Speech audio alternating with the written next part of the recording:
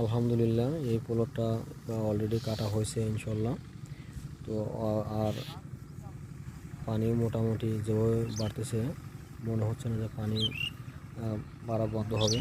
আর এই পোলটটাও মোটামুটি কাটার শেষের দিকে, অলরেডি কাটা চলছে, পোলটটা কাটা চলছে। আর একটা পোলট আমাদের পানির মধ্যে এখনও আছে, প্রায় আঁঠো পানির মধ্যে। এই পোলটটা আঁঠো পানির মধ্যে আছে। এই পোলটটা কাটা হলেই এই পোলটটা ধরা হবে, এবং এই পোলটটা কাটা হবে তখন এই পোলটটা ধরবো।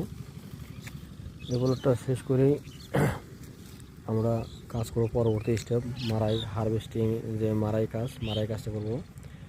অলরেডি পানি এটা সোয়া ধানের প্রায় 9 ইঞ্চি বা 10 ইঞ্চির মতো পানিতে ধান ডুবে আছে।